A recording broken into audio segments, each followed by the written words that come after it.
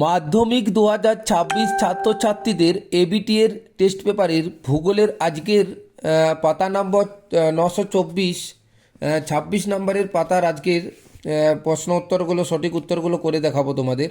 তো ছাত্রছাত্রীদের বলবো, যারা সোমনাথ পাইন বা পাইন স্যারের ফেসবুক পেজটি এখনও ফলো করোনি অবশ্যই ফলো করে দেবে। ইউটিউবে দেখতে গেলে পাইন স্যার ইউটিউবটি অবশ্যই সাবস্ক্রাইব করে দেবে।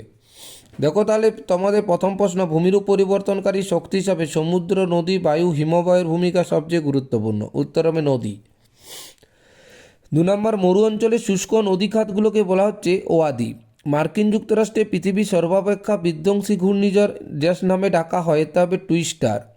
তারপর দেখো, সাহারা মরুভূমি সৃষ্টিতে পরোক্ষভাবে সাহায্য করে যে স্রোত। উত্তর হবে কেনারি।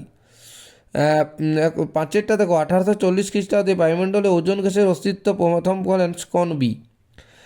6 দেখো, জলবায়ুগত মরুদ্যান বলা হয় বেঙ্গালুরুকে। ইউট্রোফিকেশন মূলত যে বর্জ্যের প্রভাবে হয় তা হলো কৃষিজ বর্জ্য। ভারতের উচ্চতম মালভূমি হলো লাদাখ মালভূমি। ভারতের মৃত্তিকা সংরক্ষণের গৃহীত একটি পদ্ধতি হলো ফালি চাষ।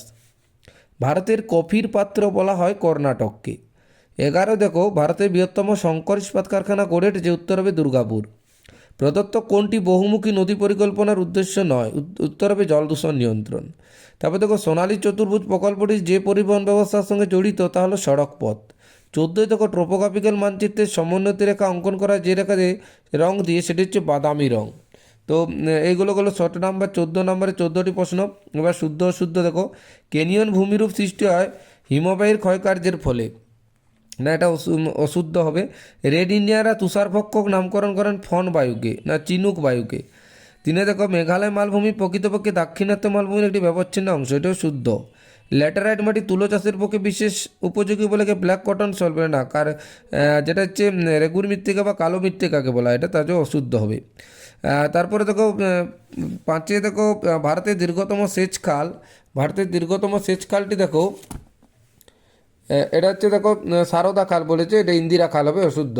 ভারতে প্রেরিত একটি কৃত্রিম উপগ্রহ জিএমএস, এটা অশুদ্ধ। তারপরে দেখো, টপোসিটে নিত্যব একে নীল রং দিয়ে দেখানো হয়, তোর শুদ্ধ হবে। উপযুক্ত শব্দ বসিয়ে শূন্যস্থান পূরণ করো যে কোনো 6টি।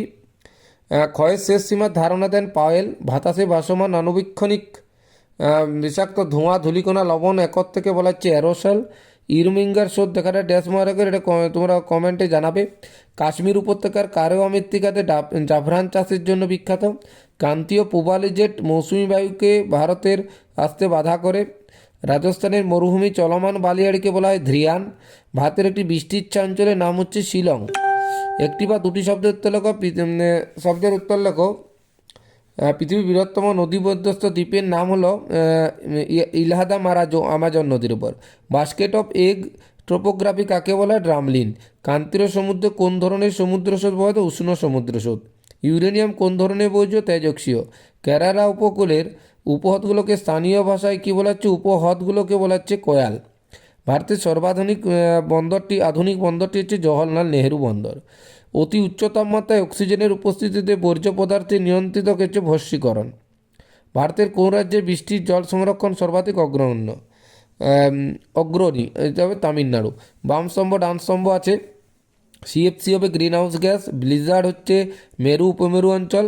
লাক্ষাদ্বীপের রাজধানী কাভারাত্তি। ট্রপোগ্রাফিক্যাল মানচিত্র ভারতীয় সর্বেক্ষণ বিভাগ। এই যে তোমাদের এই সেটটা দেখালাম, প্রতিদিন তোমাদের একটা করে সেট দেখাবো উত্তর করে। তো ছাত্রছাত্রীদের বলবো, এই টেস্ট পেপার থেকে তোমাদের অনেক প্রশ্ন কমন আছে, শর্ট প্রশ্ন। তো পুরো টেস্ট পেপারটা যদি তোমরা তৈরি করো তাহলে দেখবে তোমাদের কোনো প্রশ্ন বাদ যাচ্ছে না, সব করতে পারছো। তো ভালোভাবে প্রিপারেশান নাও এখন থেকে। ধন্যবাদ।